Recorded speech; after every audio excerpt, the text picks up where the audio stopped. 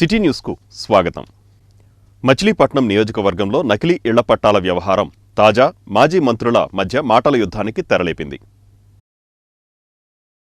మచిలీపట్నం నియోజకవర్గంలో నకిలీ ఇళ్ల పట్టాల వ్యవహారం తాజా మాజీ మంత్రుల మధ్య మాటల యుద్ధానికి తెరలేపింది. మాజీ మంత్రి వైసీపీ నాయకుడు పేర్ని నాని గత ఎన్నికలలో తన కుమారుడిని గత ఎన్నికలలో గెలిపించుకునేందుకు నకిలీ ఇళ్ల పట్టాలు పంపిణీ చేశారన్న ఆరోపణలతో కూటమి ప్రభుత్వం పేర్ని నానిపై చర్యలకు ఉపక్రమించినట్లు వార్తలు వచ్చిన నేపథ్యంలో ఈ పరస్పర ఆరోపణల పర్వానికి ప్రధాన కారణంగా ఉంది. తాను ఏ తప్పు చేయలేదని, ఇళ్ల పట్టాలు నకిలీవి కాదని, కేసులకు భయపడే ప్రసక్తే లేదని, ఏదో విధంగా జైల్లో పెట్టాలని కూటమి ప్రభుత్వం ప్రయత్నిస్తోందని పేర్ని నాని పేర్కొంటున్నారు. అయితే ముందస్తు బెయిల్ కోసం ఆయన హైకోర్టును ఆశ్రయించారు. ఏదో రకంగా తప్పుడు కేసైనా ఏదో ఒకటి పెట్టి పేర్ని నానిని జైల్లో వేయాలి. జగన్మోహన్ రెడ్డి తరపున గట్టిగా ప్రతిదీ భుజానేసుకుంటున్నాడు, ప్రభుత్వాన్ని ప్రతిదీ నిలదీస్తున్నాడు. ఎలాగోలా ఒక కేసు వేద్దామంటే అదృష్టవశాత్తు తప్పుకున్నారు. కాబట్టి ఏదో రకంగా అరెస్టు చేయాలనేటువంటి తప్పుడు ప్రయత్నం కోసం నెల రోజులుగా శ్రమిస్తున్నారు. నేనంట 10,000 పట్టాలు దొంగ పట్టాలు ముద్రించానంట. ఆ 10,000 పట్టాల్లో 5,000 పట్టాలు ప్రజలకి పంచిపెట్టేశానంట.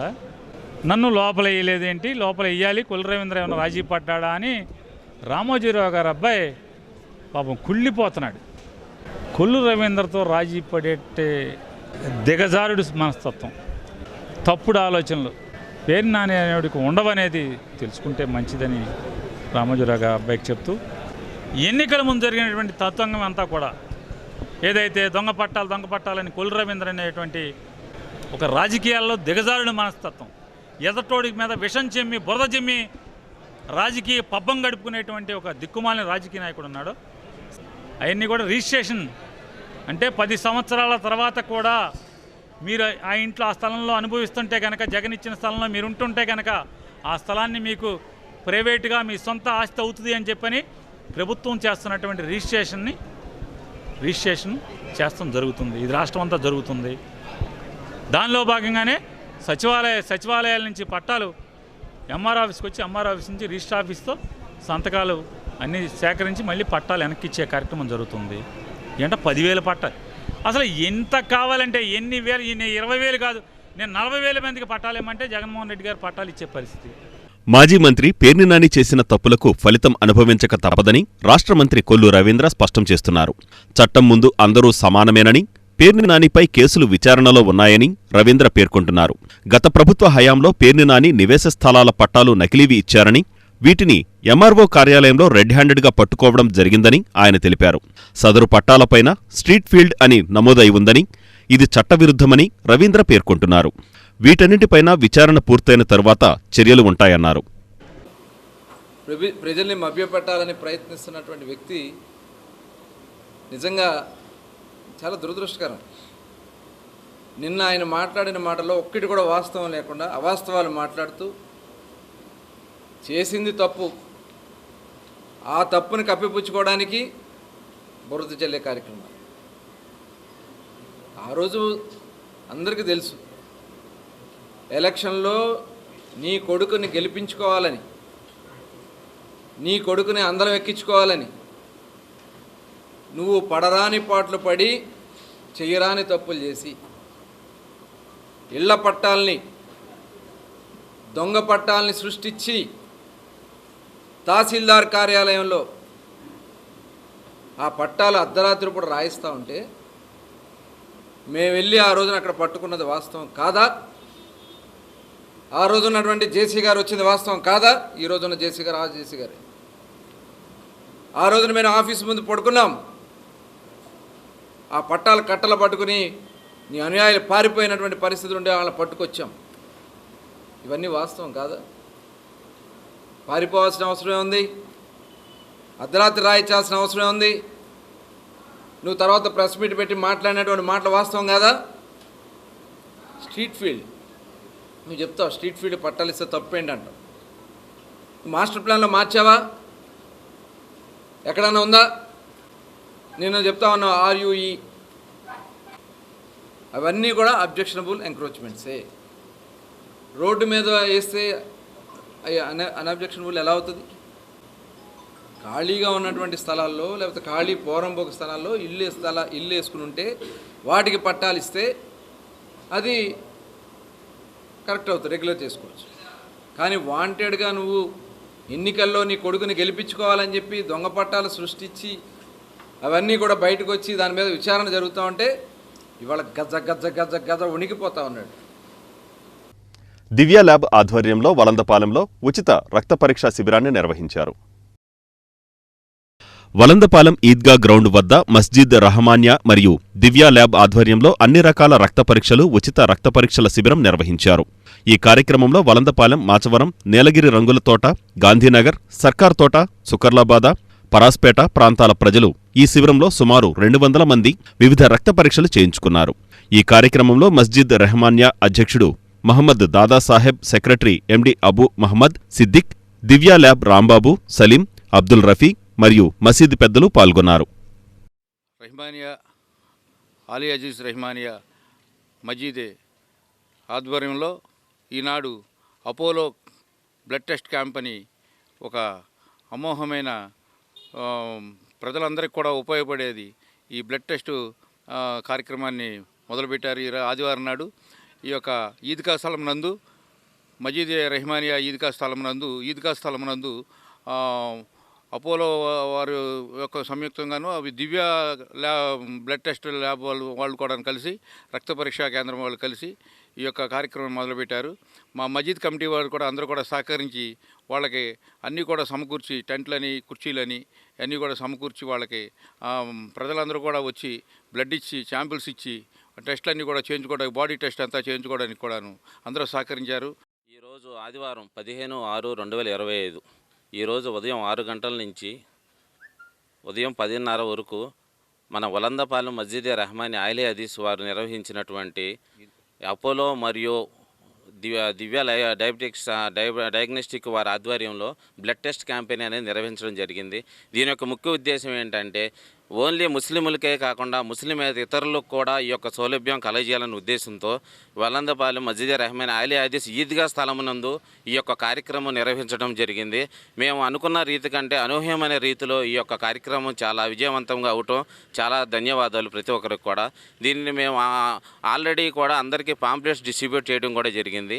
ఈ యొక్క పాంప్లెట్స్ డిస్ట్రిబ్యూట్ మనం వాకర్స్ అసోసియేషన్ 6 గంటల నుండి 11 గంటల వరకు మచిలీపట్నం వలందపాలెం మస్జిద్ రహమానియా ఆలీ హదీస్ కమిటీ మరియు దివ్య ల్యాబ్ అపోలో ల్యాబొరేటరీస్ వారి ఆధ్వర్యంలో ఉచిత రక్త పరీక్షా శిబిరం చేయడం జరిగింది. ఈ శిబిరంలో అన్ని రకాల పరీక్షలు నామమాత్రపు ధరలకు చేయడం జరిగింది. 1000 రూపాయలు, 1600 రూపాయలు జరిగే 150 రూపాయలు, 400 రూపాయలు ఆ రేట్లో చేయటం పేద ప్రజలకి. ప్రముఖ సంఘ సేవకులు వెంజమూరి శివరాం మరణం తీరని లోటని పలువురు బ్రాహ్మణ సంఘ ప్రముఖులు అన్నారు. ప్రముఖ సంఘ సేవకులు వెంజమూరి శివరాం మరణం తీరని లోటని పలువురు బ్రాహ్మణ ప్రముఖులు అన్నారు. చిత్రకళా సంసద్ భవనంలో పలువురు ప్రముఖులు ఈ సందర్భంగా ఘన నివాళులర్పించారు. న్యాయవాదిగా, త్రిపుర సుందరి ఫౌండేషన్ కార్యదర్శిగా, బ్రాహ్మణ సేవా సంఘం కార్యదర్శిగా ఎన్నో సేవలు అందించి వేద పాఠశాల కూడా నిర్వహించి వేద విద్యార్థులను తీర్చిదిద్దిన మహనీయుడు వెంజమూరి శివరాం అన్నారు. ఎంతోమంది బ్రాహ్మణ పేద విద్యార్థులకు సహాయ సహకారాలు అందించి వారి ఉన్నతికి పాల్పడిన వెంజమూరి శివరాం లేని లోటు తీరనిది అన్నారు. ఈ కార్యక్రమంలో సారంగపాణి, సింగరాజు గోవర్ధన్, డాక్టర్ బి ధన్వంతరి ఆచార్య, మూపర్తి సుబ్రహ్మణ్యం, జె సేతురామయ్య, పివి ఫణికుమార్, వడ్లమన్నాటి మారుతి, దివాకర్ తదితరులు పాల్గొన్నారు. గొప్ప సాంఘిక సేవకులు వారు చాలా దక్షతతో జైహింద్ సెకండరీ స్కూల్ను కానీ, త్రిపుర సుందరి ఫౌండేషన్ కానీ, బ్రాహ్మణ సేవా సంఘం కానీ కార్యదర్శిగా ఉండి అనేక విప్లవాత్మక మార్పులను తీసుకొస్తూ చాలా సేవ చేశారు. అలా సాంఘిక బాధ్యతను నిర్వర్తించిన వ్యక్తుల్లో ఆయన ఒకరు. ఆయన మన మధ్య లేకపోవటం, భౌతికంగా లేకపోవటం మనందరికీ చాలా విచారకరం. చాలా ఇంకా ఎక్కువ కాలం బతికి చాలా సేవలు చేయవలసి ఉన్నది అని మనమందరం భావిస్తున్న తరుణంలో విధి మరొకలాగా వారిని తనలో కలుపుకోవటం మన దురదృష్టం. కాబట్టి వారికి బ్రాహ్మణ సేవా సంఘం తరఫున, వారి చిత్రకళా సంస్థ పాలకవర్గ సభ్యులు కూడా. కాబట్టి చిత్రకళా సంస్థ తరఫున నివాళులు అర్పిస్తూ వారి ఆత్మశాంతికి.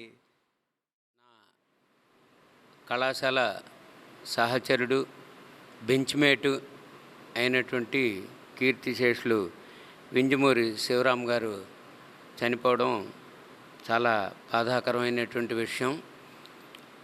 పోయినటువంటి ప్రతివాడికి అందరూ కీర్తిశేషులు అని అంటూ ఉంటారు, కానీ వింజమూరి శివరాం విషయంలో అది కానే కాదు. కీర్తిని నిజంగా శేషించినటువంటి వ్యక్తి శివరాం. అంచేత మామూలుగా ఏదో కీర్తిశేషులు అని అన్నాం కాదు, నిజమైనటువంటి కీర్తిశేషులుగా పేరు. ఎందుకంటే సమాజంలో అనేకమైనటువంటి సేవలు చేసి అనేక సంవత్సరాలు బ్రాహ్మణ సేవా సంఘానికి కార్యదర్శిగా ఉండి ఆయన యొక్క అనారోగ్యంతో ఉన్నప్పటికీ కూడా సేవలు అందించి చివరి నిమిషం వరకు సేవలు అందించాడు. కాబట్టి ఆయనది నిజమైన లోటు. ఎందుకంటే అనేక ధార్మిక సంస్థల్లో ఆయన వివిధ హోదాల్లో పనిచేస్తూ సమాజ శ్రేయస్సే తన బాధ్యతకు దానిలో కూడా గుర్తుగా పెట్టుకుని ఆయన అందరికీ సేవా దృక్పథంతో అన్ని కార్యక్రమాలు నిర్వహించారు.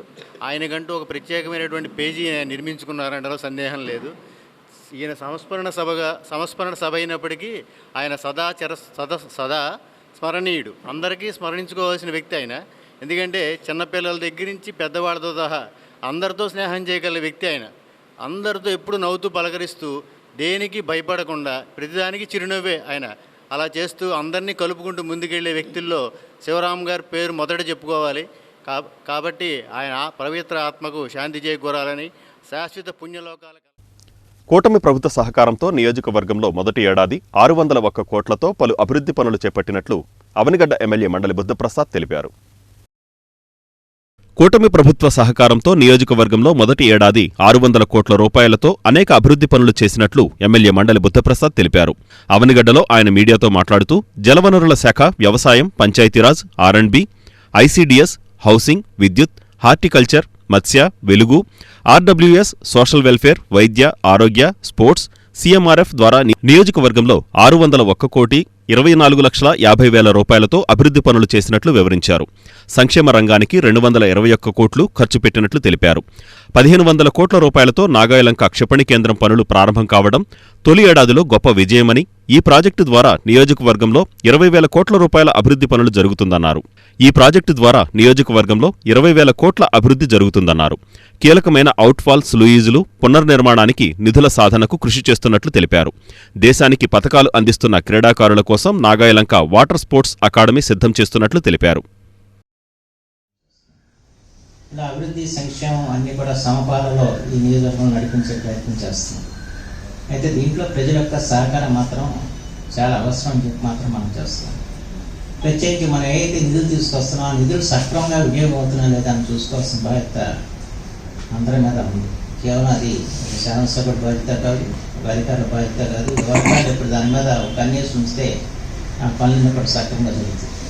ప్రత్యేకించి వ్యవసాయ రంగానికి సంబంధించిన ఏ కాలంలో మీద ఏ పని జరుగుతున్నా ఆ పని సక్రమంగా జరుగుతున్నా లేదా అన్నది అక్కడ స్థానికంగా ఉన్న రైతులు చూసుకోవాల్సిన అవసరం ఉంది, జరిపించుకోవాల్సిన అవసరం ఉంది. అయితే ఆ పద్ధతిలో ఇవాళ పారదర్శకంగా మనం చెప్తున్నాం ఏ కాలంలో ఏ మరుగు కాలంలో ఏ పనులు జరుగుతున్నాయి అనేది మేము ప్రకటిస్తున్నాం, మీ ద్వారా తెలియజేస్తున్నాం. అంచేత వాటన్నిటిని కూడా సక్రమంగా జరిగేలాగా అక్కడ ఉన్న నీటి సంఘాలని సహకారంతో చేసుకోవాలనేది మాత్రం ఈ సందర్భంలో అందరినీ కూడా నేను కోరుతున్నాను. ఎందుకంటే తర్వాత అనవసరంగా విమర్శించి ప్రయోజనాలు ఉండవు, దానివల్ల వాళ్ళకి ప్రయోజనం ఉండదు. ఎవరి మీద మనం విమర్శించి సరిగ్గా జరగలేదు లేదా జరిగింది జరిగిందని చెప్పి ప్రచారం చేసుకునే ప్రయోజనం ఉండదు. జరుగుతున్నప్పుడే ఏదైనా తప్పు జరుగుతుంటే తప్పును మనం సరిదిద్దుకోగలిగితే అది రైతుకు ప్రయోజనకరం అవుతుంది.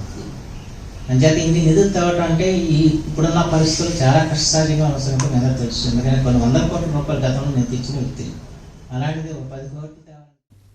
రాష్ట్ర మంత్రి కొల్లు రవీంద్ర హుందాగా రాజకీయాలు చేయాలని వైసీపీ నియోజకవర్గ సమన్వయకర్త పేర్ని కిట్టు సూచించారు.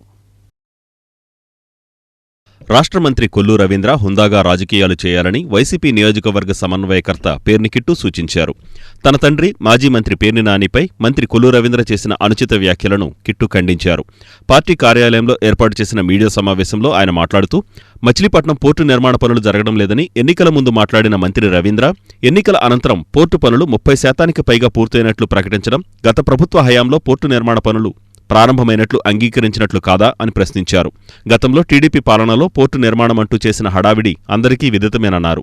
ఇక మెడికల్ కాలేజీ తన చిరకాల కోరిక అంటున్న కొల్లు రవీంద్ర మెడికల్ కాలేజీ గత ప్రభుత్వ హయాంలో నిర్మించడం, బోధనా తరగతులు ప్రారంభం కావడం జరిగిందన్నారు. కొల్లు రవీంద్ర కమిషన్ల పర్వం గురించి మాజీ మంత్రి పేర్ని నాని మాట్లాడడంతో రవీంద్ర కంగారు పడి ఏం మాట్లాడుతున్నారో తెలియడం లేదన్నారు. మచిలీపట్నానికి ఏమి చేశారో మంత్రి రవీంద్ర చెప్పాలని కిట్టు ప్రశ్నించారు. ఈ కార్యక్రమంలో వైసీపీ నగర అధ్యక్షుడు మేకల సుధాకర్, పార్టీ నాయకులు గొడవల్లి నాగరాజు, చిటికిన నాగేశ్వరరావు, మహమ్మద్ సాహెబ్, గాజుల భగవాన్, కార్పొరేటర్ జోగి చిరంజీవి తదితరులు పాల్గొన్నారు. ఏదైతే మా మీద అభియోగాలు మోపుతున్నారో, మా మీద కేసులు పెడుతున్నారో దాని గురించి ఎట్లా జరిగిందో చెప్తే దానికి ఆయన, అలాగే ఆయనకి కమిషన్ రూపంలో ఏమేమి తీసుకుంటున్నాడు కొల్లు రవీంద్ర గారు అనేది చెప్తే ఈ అన్ని నిజాలు బయటకు వచ్చేస్తున్నాయన్న భయంతో కంగారుగా ప్రెస్ మీట్ పెట్టేసి పాపం ఏం మాట్లాడుతున్నాడో తెలియకుండా కొల్లు రవీంద్ర గారు నోటికొచ్చినట్టు, అంటే ఒక మంత్రి పదవిలో ఉన్నాము, ఒక బాధ్యత గల మంత్రిని అని మర్చిపోయి ఒక మర్డర్ కేసు ముద్దాయిలాగా మాట్లాడారు. నన్ను కొల్లు రవీంద్ర గారు మాటలు చూస్తే సామాన్య ప్రజలకు అర్థమవుద్ది. ఆయన మాట్లాడిన పద్ధతి కానీ విధానం కానీ చూస్తే అర్థమవుతుంది. ఆయన మాట్లాడుతూ ప్రతిదానికి ఒకటే కాన్సెప్ట్. ఏ మీటింగ్ మనం ఎత్తుక్కున్నా మీరు కొల్లు రవీంద్ర గారి పోర్టు, కొల్లు రవీంద్ర గారు పోర్ట్ అని కొట్టండి యూట్యూబ్లో, ప్రతిదానికి ఒకటే చెప్తాడు. గూగుల్ ఎయిర్ వెళ్ళిపోతుంటే నేను తీసుకొచ్చా అని చెప్తారు ఆయన. అసలు గూగుల్ ఎయిర్కి నిన్న ప్రెస్ మీట్లో కూడా చూస్తే ఆయన అంటున్నారు పేర్ని నాని గారు గూగుల్ ఎయిర్ అంటే బందర్ పోర్ట్ని గూగుల్ ఎయిర్ పంపిస్తానంటే పేర్ని నాని గారు సంతకం పెట్టారని చెప్తున్నారు. నీ దగ్గర ఉన్న సాక్ష్యం ఉందా కొల్లు రవీంద్ర గారు నేను అడుగుతున్నా. సాక్ష్యం ఉంటే చూపించు, అది తప్పు ఒప్పుకుంటాం. అయ్యో మేము ఇట్లా సంతకం పెట్టామండి కొల్లు రవీంద్ర గారు, మీరు చెప్పింది నిజమని ఒప్పుకుంటాం.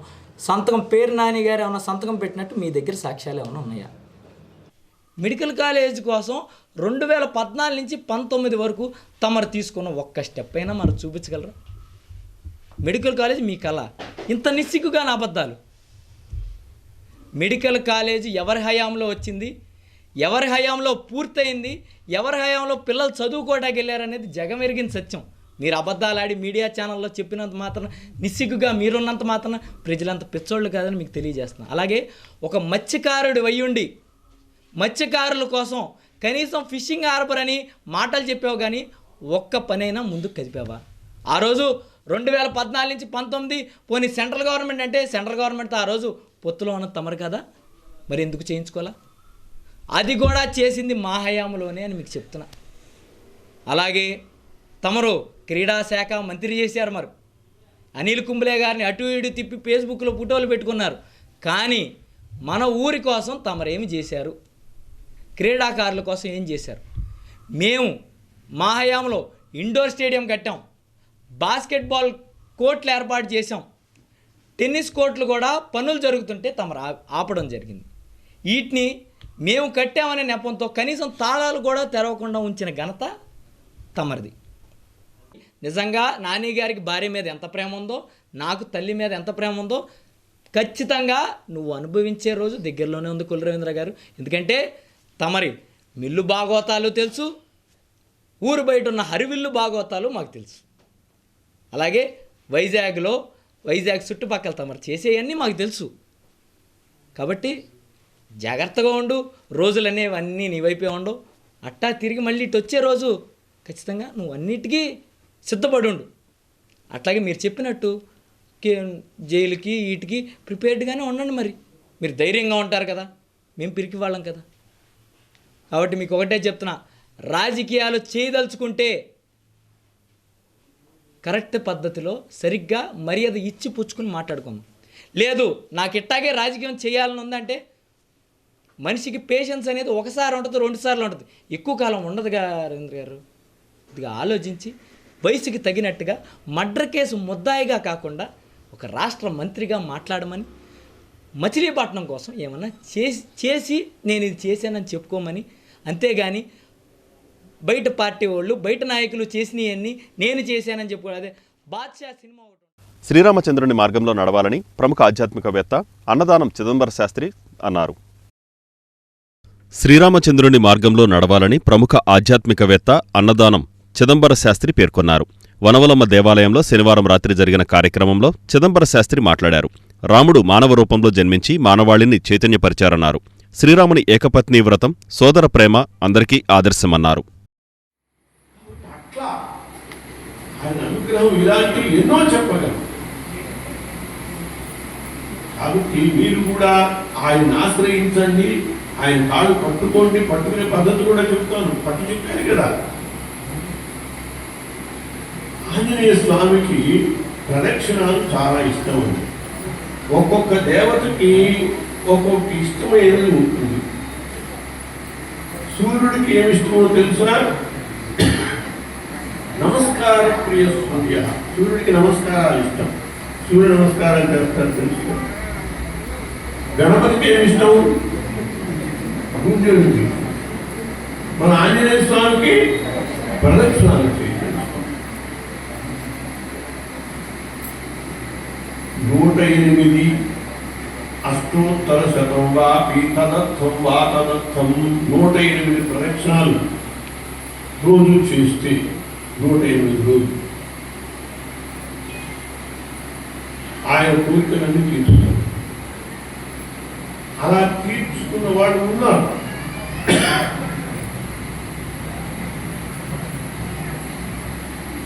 సంతానం కన్నవాడు ఉన్నారు. కుత్తాళం పీఠం ఉన్నది తెలుసా? కుత్తాళం పీఠాధిపతి ఇప్పుడు సిద్ధేశ్వరానంద భారతి. ఈ వార్తలు ఇంతటితో సమాప్తం. నమస్కారం.